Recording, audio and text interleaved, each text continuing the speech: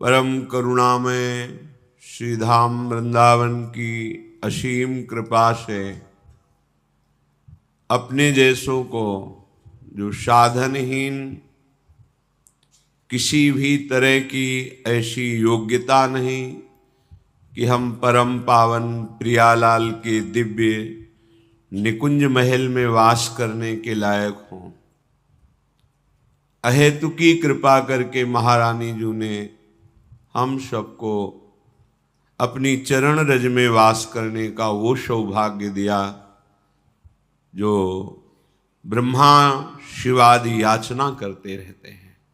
जो रज शिव शनकादिक याचत, अहो भाग्य, बड़े भाग्य। अब इस भाग्य की पूर्णता इसी में है कि एक क्षण भी संसार का मलिन चिंतन ना होने पावे। यही चतुरता है। समस्त सिद्धांतों, इतिहास, पुराणों, शास्त्रों का मंथन करके महापुरुषों ने परमार्थ का विशुद्ध स्वरूप यही अनुभव किया कि एक क्षण के लिए भी हमारी चित्तवृत्ति नानात्व में न जाए। राग द्वेष, लाभ हानि, सुख दुख आदि जो द्वंद्व हैं, ये सब नानात्व है। हम ऐसा अभ्यास कर लें कि हमारी वृत्ति निरंतर अपने आराध्य देव के चरणों में पहुंचे। भगवत चर्चा में, महाभागवत चर्चा में ऐसी सामर्थ्य है कि मन की गति जो सहज में 5 ज्ञानेंद्रियों के साथ प्रकृति में विचरण करती है, बिना किसी विशेष प्रयास के वो चित्तवृत्ति प्रभु में लगने लगती है। जब हम भगवत प्रेमी महात्माओं का जस कथन करते हैं, श्रवण करते हैं, तो प्रभु कृपा करके अपने श्री चरणों की प्राप्ति का बल दे देते हैं और उसी बल से परमार्थ पे चला जाता है। जब हम बड़े बड़े महापुरुषों के चरित्र सुनते हैं तो हमारे हृदय में जो क्षुद्रता बैठी हुई है, विषय भोगों में सुख बुद्धि, ये क्षुद्रता है। धर्म के लिए, सत्य के लिए, प्रभु के लिए इन महापुरुषों ने अपने प्राणों को पुष्प बनाकर समर्पित कर दिया है। प्राण भले चले जाएं, धर्म नहीं छूटेगा, सत्य नहीं छूटेगा, प्रभु का आश्रय नहीं छूटेगा। तो इन महापुरुषों के चरित्रों में इतनी सामर्थ्य है कि श्रवण मात्र से महाभागवतों की महिमा हमारे हृदय में प्रकाशित हो जाती है। वैसे भी भागवतिक सिद्धांत में कहा गया, हम जिसका चरित्र पढ़ते हैं और सुनते हैं, 6वां हिस्सा उसके सुकृत का, भजन का हमारे ऊपर, सुनने वाले के ऊपर आ जाता है। हम इन महाभागवत की जैसी भक्ति करने में तो बिल्कुल असमर्थ है। कैसी इनकी सत्य निष्ठा, कैसी जितेंद्रियता, कैसी तपस्या। अपने कलयुगी जीव एक छोटे से विषय में भी अपनी कसम तोड़ देना, प्रतिज्ञा तोड़ देना, गुरु आज्ञा उल्लंघन कर देना, शास्त्र विधान को न मानना, ये तो दुर्गति का लक्षण है। फिर हमारी सदगति कैसे होगी? तो जब हम इन महापुरुषों के चरित्रों का श्रवण करते हैं तो इनके पुण्य प्रताप से, इनके भजन प्रताप से हमारे हृदय में भी भजन होने लगता है, हमारे हृदय में भी धर्म की स्थापना होती है, हमारे हृदय में सत्य की भावना होती है। हम इसे अपने जीवन का परम लक्ष्य चयन करें कि इसी जन्म में हमें भगवत प्राप्ति करनी है। चाहे जो कुछ करके देख लो, अंतिम परिणाम विनाश ही है इस सृष्टि का। कोई भी, कहीं भी, कैसे भी इस विनाश लीला से अविनाशी सच्चिदानंद भगवान को प्राप्त किया जा सकता है। बस अहंकार रहित होकर जो भी तुम्हें प्राप्त हुआ है, प्रभु का मानते हुए निरंतर भजन का अभ्यास। भजन कभी भगवत चर्चा, कभी नाम जप, कभी नाम कीर्तन, कभी ठाकुर सेवा, कभी संत समागम, संत सेवा, ये सब, ये भजन है, संपूर्ण भजन है। भजन ही प्रेम तक पहुंचाता है। भजन नशेनी प्रेम की। पूर्व प्रसंग चल रहा है, ये सब महाभागवत हैं। भगवान श्री कृष्ण द्वैपायन व्यास देव जी के द्वारा धृतराष्ट्र, पांडु और श्री विदुर जी जो साक्षात धर्मराज हैं, इनका प्रादुर्भाव हुआ। तीनों कुमारों के जन्म से संपूर्ण कुरुवंश, कुरुजांगल, कुरुक्षेत्र, इन तीनों में बड़ी उन्नति, बड़ी शांति, बड़ी प्रसन्नता हुई। जब धर्मात्मा पुरुष का जन्म होता है तो प्रकृति भी आनंदित हो जाती है। जब कोई यहां अधर्म करता है तो प्रकृति अपने को समेटने लगती है। जिस जलवायु से, अन्न से हमारा प्राण पोषण होता है, ये सब पृथ्वी गुप्त करने लगती है।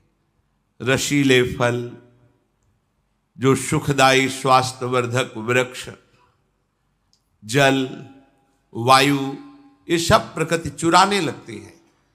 देखो, बड़े बड़े आम के ऐसे वृक्ष थे जिनमें कई सौ लोग आराम से नीचे बैठ सकते हैं, ढेर सारे फल निकलते। ऐसे आम, अलग अलग उनका स्वाद, अलग अलग गंध और स्वास्थ्यवर्धक, कोई उसमें केमिकल लगे हुए नहीं, सूख गए। देखो, वो विशाल काय आम वृक्ष कहां दिखाई दे रहे हैं। पानी प्रतिदिन धरा में नीचे ही चला जा रहा है, वाटर लेवल नीचे ही जा रहा है, ऑक्सीजन दूषित होता जा रहा है, अन्न शक्तिहीन होता जा रहा है, बुद्धि भ्रष्ट होती जा रही, विचार मर्यादा रहित होते चले जा रहे।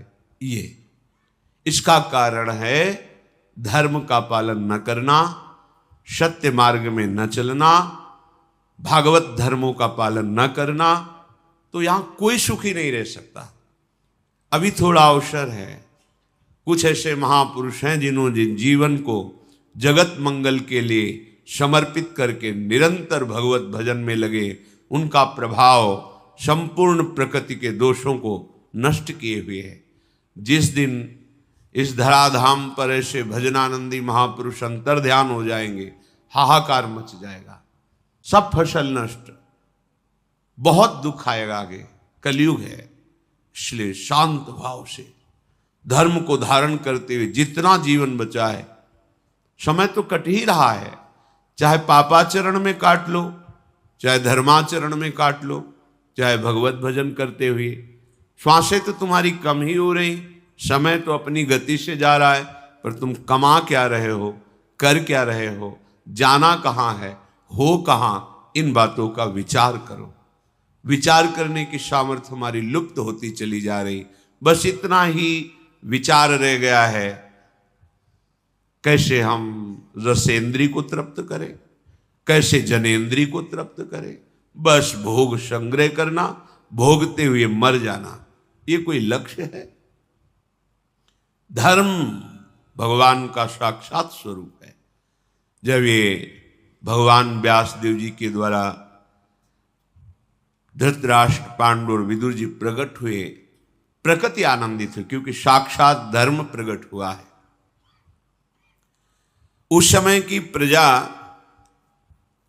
सत्य व्रत का पालन करने वाली, स्वभावतः याज्ञिक कर्मों में प्रवृत्ति, जैसे अभी स्वभावतः भोगों में प्रवृत्ति, उस समय भागवतिक कर्मों में प्रवृत्ति, धर्मानुकूल रह करके ही कोई क्रिया करना और एक दूसरे से ऐसा व्यवहार करना जिससे प्रसन्नता बढ़े, सुख बढ़े। महाभागवत भीष्म जी संपूर्ण राज्य में घोषणा कर दी, हमारे राज्य में कोई अधर्माचरण नहीं करेगा, सबको धर्म पूर्वक शास्त्र संयम के अनुसार वर्ताव करना होगा।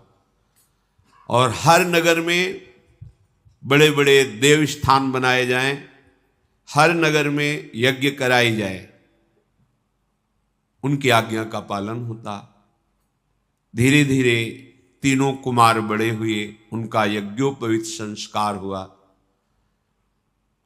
कुरुकुल के प्रधान पुरुष, अन्य नगरवासी, सब तरफ एक ही बात सुनाई देती थी, दीयताम भुज्यताम चेति वाचो श्रूयंत सर्वशः। दो, दूसरों को दो, दूसरों को खूब पवाओ, दूसरों को सुख पहुंचाओ। यही संपूर्ण नगर में दूसरों को दो, दूसरों को सुख पहुंचाओ, दूसरों को भोजन पवाओ, दूसरों की विपत्ति में सहयोग करो। ये भागवत धर्म है। स्वसुख वांछा ये राक्षसी भाव है। धृतराष्ट्र जी, पांडु और परम बुद्धिमान धर्मस्वरूप विदुर जी, इनके प्रकट होने पर भीष्म जी को बहुत प्रसन्नता थी। इनको अपने पुत्र की भांति पालन किया। जो कुल परंपरा के संस्कार हैं वो कराए, फिर नियम से इनको ब्रह्मचर्य व्रत दिया गया। ये प्रणाली है। जीवन को स्वस्थ, विवेकपूर्ण और प्रसन्नता पूर्वक काटने के लिए, ये जीवन प्रसन्नता पूर्वक कटे, इसके लिए ब्रह्मचर्य अत्यंत आवश्यक विषय है। प्रार्थना मान लीजिए, यदि आप जीना चाहते हैं सुखपूर्वक, किसी भी स्थिति में 20 वर्ष तक ब्रह्मचर्य नहीं टालना चाहिए। अपने बच्चों को बैठालकर शिक्षा देनी चाहिए, उनसे प्यार पूर्वक उनकी दिनचर्या पूछनी चाहिए। कोई भी उनकी गलती हो प्यार पूर्वक समझाना चाहिए। माता पिता को इसमें संकोच नहीं करना चाहिए। बालक का सबसे पहला गुरु माँ है, फिर पिता है, फिर आचार्य आदि हैं। पहली माँ है। माँ को अपने पुत्र के पास बैठ करके मित्रवत व्यवहार करें, जैसे दोस्त बात करते हैं। आपकी क्या दिनचर्या है, कहीं आपसे ऐसी कोई गलतियां तो नहीं हो रही, समझाना चाहिए। पर खुद में अपने संयम और शुद्ध विचार ना होने के कारण हम अपने परिवार को ऐसा सदुपदेश नहीं कर पाते। ब्रह्मचर्य अत्यंत आवश्यक है। देखा, कल के चरित्र में सुना, महाराज विचित्रवीर्य अभी नवकिशोर अवस्था में थे। राज सिंहासन पर विराजमान, 2 नवकुमारियों से ब्याह हुआ। ब्रह्मचर्य पर ध्यान नहीं दिया तो राजक्षमा रोग हो गया और मृत्यु को प्राप्त हो गए। ब्रह्मचर्य क्षीण करना मानो मृत्यु को निमंत्रण देना है, इसे खिलवाड़ न समझा जाए। ब्रह्मचर्य व्रत का भीष्म जी ने उन्हें पालन करवाया। एक होता है आजीवन नैष्ठिक ब्रह्मचर्य, एक होता समय के द्वारा ब्रह्मचर्य। जब तक पाणी ग्रहण संस्कार नहीं होता तब तक ब्रह्मचर्य। फिर उन्हें वेदों का स्वाध्याय कराया। एक एक में शिक्षा मिलती है। हर घर में शास्त्र का गायन होना चाहिए। अपने परिवार को बैठा कर 30 मिनट ही सही कोई महापुरुषों के वचन, पूज्य श्री भाई जी महाराज हनुमान प्रसाद पोद्दार जी ने समस्त शास्त्रों के सार को लेकर छोटी छोटी पत्रिकाओं का संपादन किया, पुस्तिकाओं का, उनको लेना चाहिए। अपने परिवार को बैठ के सुनाना चाहिए। श्रीमद् भागवत का एक अध्याय सुनाना चाहिए। ज्यादा समय न हो तो थोड़ा महापुरुषों के चरित्र, भक्तों के चरित्र ये सुनाना चाहिए, जिससे क्या करना चाहिए, क्या नहीं करना चाहिए, जीवन का उद्देश्य क्या है। श्रवण का बहुत बड़ा प्रभाव पड़ता है। नारद जी ने प्रभु की महिमा सुनाकर गर्भस्थ शिशु प्रहलाद जी को महाभागवत बना दिया। गर्भ में ही अभिमन्यु जी ने चक्रव्यूह वेधने की शिक्षा प्राप्त कर ली। बड़ा प्रभाव है भगवत चर्चा का। अपने बाल्यावस्था में देखा, प्रायः दीपक जला करके कहीं रामायण हो रही, कहीं भागवत हो रही, घर घर में शाम के 2-4 जन बैठे हुए गा गा के रामायण अर्थ सहित या भागवत का गायन। प्रायः पहले ऐसा महामंगल 10-20 मिनट बैठ करके बूढ़े बच्चे सब नाम कीर्तन, श्री राम जय जय राम। गांव में देखा है, संत महात्मा पधारते भगवान की तरह उनका स्वागत। स्वाध्याय में तत्परता पूर्वक, लगन पूर्वक भीष्म जी ने आदेश करके इन तीनों कुमारों को लगाया। फिर इनको शिक्षा दी, आसन, प्राणायाम, व्यायाम बिल्कुल आवश्यक है, सबको आवश्यक है। अगर आप व्यायाम नहीं करते तो आप ब्रह्मचर्य रह ही नहीं सकते, आपका शरीर स्वस्थ पुष्ट नहीं हो सकता।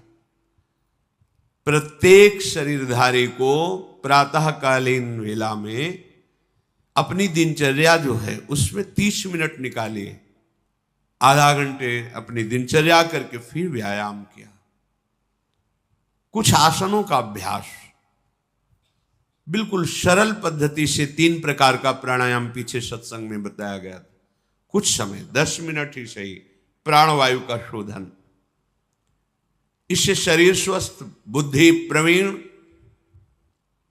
हमारे बुजुर्ग जन जब बाल्यावस्था में थे तो सिखाते थे, दवा कोई वर्जिश से बेहतर नहीं, नुक्शा है कम खर्च, बाला नशेन, शक्ति बढ़े फुर्ती लहे, चोट न अधिक पिराए, अन्न पचे चंगा रहे, कसरत सदा सहाय। व्यायाम अत्यंत आवश्यक है। नवीन बच्चे जानते ही नहीं व्यायाम किसे कहते हैं। जब प्राणवायु का शोधन नहीं, शरीर को अत्यंत श्रमित नहीं किया गया तो आपका ब्रह्मचर्य कैसे टिकेगा? बिल्कुल नहीं। उसके लिए तो अति श्रम चाहिए, उसको पचाने के लिए अति श्रम, शारीरिक और प्राणों का भी। तो भीष्म जी ने उन्हें व्यायाम, प्राणायाम, आसनों का ज्ञान, जैसे आप कुछ मिनट सीधे आसन, हर नस नाड़ी में ऊर्जा शक्ति प्रवेश करती है। जब हम प्राणायाम, व्यायाम ये नहीं करते, आसन आदि, तो बहुत से अंग ऐसे हैं जिनको क्रियाशील होने में बड़ी कठिनता पड़ती है। प्राणवायु का शोधन, व्यायाम, इससे रक्त पवित्र होता है, हर अंग क्रियाशील हो जाता है। छोटी छोटी अवस्थाएं हैं, शुगर है, ब्लड प्रेशर है, ये सब आप अपनी दिनचर्या में ही नहीं तो कैसे? तेज कांति प्रकट होती है शरीर से जब प्राणायाम, व्यायाम, शुद्धन, धर्म पूर्वक चलना, बड़ा आनंदमय जीवन होता है। जब ये तीनों कुमार युवावस्था को प्राप्त हुए, धनुर्वेद, अश्वसवारी, गदायुद्ध, ढाल तलवार की, गज शिक्षा, नीति शास्त्र, ये सब शिक्षा दी गई, क्योंकि चक्रवर्ती सम्राट के पुत्र हैं, पदाधिकारी हैं, तो इन सब में प्रवीण होना अनिवार्य है। भीष्म जी ने अपने बड़ों के प्रति कैसा शिष्टाचार करना चाहिए इसकी शिक्षा कराई। वेद वेदांगों के तत्वज्ञ महापुरुषों से बैठाल कर वेदांत शिक्षा कराई। गृहस्थी धर्म में ऐसे प्रवेश नहीं होता था, पूर्ण ज्ञान, पूर्ण एक तरह से महात्मा बनकर गृहस्थी में जाना, क्योंकि माया से युद्ध करना है। अब हमारी पशुवत बुद्धि हो गई है, शास्त्र क्या कहता है पता ही नहीं, कैसी दिनचर्या होनी चाहिए पता ही नहीं, तो जो मन में आया वही आचरण। तो मन तो विषयगामी है, अधोगामी है, प्रकृति की तरफ आकर्षित होता रहता है, वो अपराध ही कराता रहता है। धनुर्विद्या में पांडु जी महाराज सबसे बढ़ चढ़ करके पराक्रमी वीर हुए। धृतराष्ट्र में शारीरिक बल अमोघ, क्योंकि नेत्र नहीं थे, और विदुर जी समस्त नीतियों के ज्ञाता, पूर्ण धर्म का ज्ञान रखने वाले, धर्म की सबसे ऊंची अवस्था को प्राप्त। अयम तु परमो धर्मो यदि योगे नात्म दर्शनम, धर्म की ऊंची अवस्था का नाम है आत्मज्ञान, अर्थात विदुर जी आत्मज्ञान संपन्न महापुरुष हुए। समस्त राष्ट्र के लोग ऐसे राजकुमारों को देखकर सुखी हुए। वीर पुत्रों को जन्म देने वाली काशीराज की दोनों पुत्रियां बहुत आनंदित हुई कि हमारे राजकुमार समस्त शास्त्र, शस्त्र, धर्म, राजनीति इसके ज्ञान से पूर्ण हुए हैं। हस्तिनापुर के सिंहासन पर विराजमान करने के लिए जब बड़े बड़े धर्मज्ञों और भीष्म जी के साथ विचार हुआ तो धृतराष्ट्र जी को आंखों से अंधे होने के कारण उन्हें राज्य नहीं दिया गया और महाराज पांडु को उस सम्राट पद पर अभिषिक्त करने का निर्णय लिया गया। गंगानंदन भीष्म जी बड़े ही तत्वज्ञानी महात्मा, महाभागवत और हर धर्म के ज्ञाता थे। विदुर जी को बुलाया और कहा, बेटा ये हमारा कुल सद्गुणों से संपन्न है और संपन्न बना रहे, इसलिए इसकी रक्षा करना धर्म से ही युक्त होकर के, और तुम्हें धर्म का पूरा ज्ञान है। भूतल पर तुम्हारे जैसा धर्म का ज्ञानी कोई नहीं है, क्योंकि साक्षात धर्मराज है। कैसी भी परिस्थिति हो तुम सदैव धर्म का ही उपदेश करना। भगवान श्री कृष्ण द्वैपायन व्यासदेव जी की हमारे कुल के ऊपर बड़ी कृपा है। अब हमारा ये कुल आगे बढ़े, अब तुम ऐसा उपाय करो।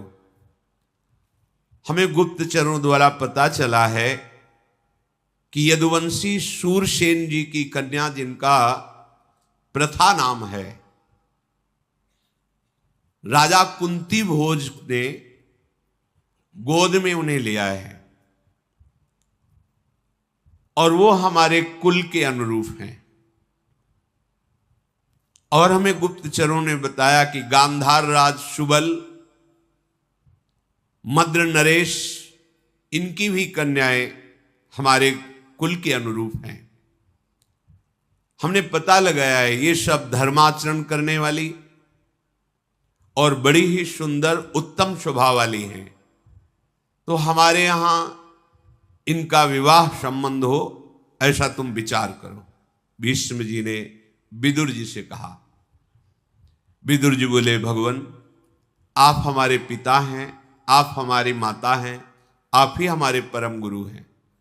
आप जैसा कह रहे हैं अक्षरशः सत्य है, वही विधान किया जाए जिससे तीनों राजकुमारियां हमारे यहां पधारे। भीष्म जी ने उत्तम ब्राह्मणों को सबसे पहले गांधार राज सुबल की पुत्री शुभलक्षणा गांधारी जी के यहां भेजा।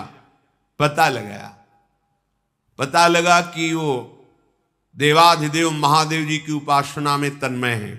गांधारी जी कैसा जीवन, पवित्र जीवन होता। वरदायक भगवान शंकर की आराधना करके 100 बलवान पुत्रों के प्राप्त होने का वो वरदान प्राप्त कर चुकी हैं।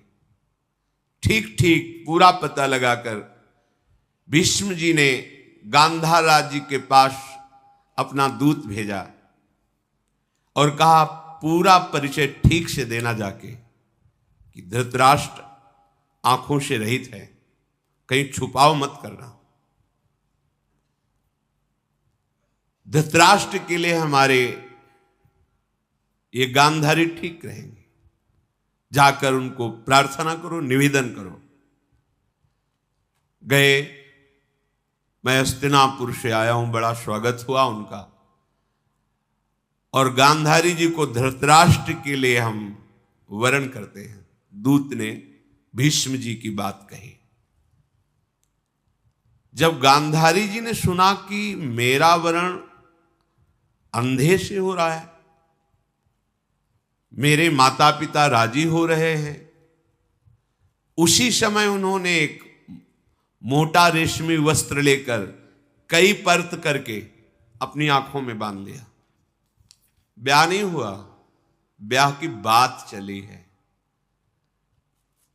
सुंदरी तपस्या परायण कह सकती थी मुझे अंधा पति नहीं चाहिए, माता पिता राजी, तुरंत रेशमी वस्त्र मोटा लेकर कई परत करके आंखों में बांध दिया। यदि मुझे ऐसे पति के साथ वर्ण किया जा रहा है जिसकी आंखें नहीं, तो मैं भी जीवन में किसी को नहीं देखूं। उसी समय पट्टी बांध ली। क्या धर्म है, क्या निष्ठा है। गांधारी उसी समय निश्चय किया कि अपने पति की हर विधान से मुझे सेवा करते हुए पातिव्रत धर्म का पालन करना है। अपने पति में कभी दोष नहीं देखूंगी, कभी उनकी आज्ञा का उल्लंघन नहीं करूंगी। गांधार राजकुमार शकुनी बड़े ही प्रवीण थे, द्यूत क्रीड़ा में, राजनीति में और छल विद्या कपट विद्या में भी। युवावस्था थी। पिताजी से आदेश लेकर अपनी बहन गांधारी को बड़ी सेना के साथ सुरक्षित हस्तिनापुर लेकर आए और बड़े आदर सत्कार के साथ भीष्म जी को प्रणाम करके कहा, आपकी सूचना मिली तो ये हमारी बहन है, धृतराष्ट्र जी के लिए हम समर्पित करते हैं। बहुत सा ऐश्वर्य भी लेकर के आए हुए थे। भीष्म जी की सम्मति से शास्त्र के अनुसार गांधारी जी का धृतराष्ट्र के साथ विवाह हुआ। शकुनी ने अपनी बहन को बहुत सा रत्न आभूषण आदि दहेज में दिया। भीष्म जी ने शकुनी का सम्मान किया। इसके बाद वो गांधार राजकुमार वापस चले गए। गांधारी स्वभाव, सदाचार, सद्व्यवहार, इन तीनों को अपने दृष्टि में रख करके धृतराष्ट्र की सेवा करती। क्या हमारे पति का स्वभाव है? पति के स्वभाव की अनुकूलता लेकर चलना। कैसा समर्पण कि वर वरण की चर्चा सुनकर आंख में पट्टी बांध ली। कैसा धैर्य। भला एक दिन आंख में पट्टी बांध के देखो, घबराहट पैदा हो जाएगी। आंख होते हुए भी संसार को ना देखना, क्योंकि मेरे का वर्ण ऐसे पति के साथ जिसके आंख नहीं है। सुंदर वर्ताव करते उन्होंने धृतराष्ट्र और समस्त गुरुजनों को प्रसन्न कर लिया। यदुवंशियों में श्रेष्ठ महामनस्वी शूरसेन जी हुए हैं, जिनके पुत्र भगवान के पिता वसुदेव जी, इन्हीं शूरसेन के पुत्र हैं वसुदेव जी। उनको एक कन्या हुई थी जिसका नाम पृथा रखा गया था। बहुत ही रूपवान और स्वभाव में बहुत ही गंभीर स्वभाव की थी। शूरसेन के एक मित्र थे कुंती भोज। दोनों में मित्रता में पहली प्रतिज्ञा कर रही थी कि जब हमारी पहली संतान होगी वो हम आपको भेंट करेंगे। ऐसा शूरसेन ने कुंती भोज से किया था। शूरसेन जी की पहले कन्या हुई पृथा जी। उन्होंने अपने मित्र को बुलाया और कहा, प्रतिज्ञा थी जो पुत्र या पुत्री होगी वो आप स्वीकार करके। शूरसेन की कन्या पृथा को कुंती भोज ने स्वीकार किया।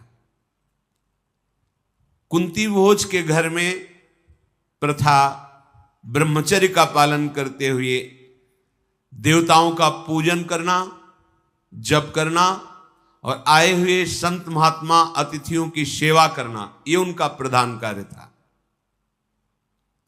अभी कुछ अवस्था हुई ही थी कि बड़े ही कठोर व्रत का पालन करने वाले, धर्म में सदैव सावधान, तपस्या के महान धनी ब्रह्म ऋषि दुर्वासा जी पधारे कुंती भोज के यहां।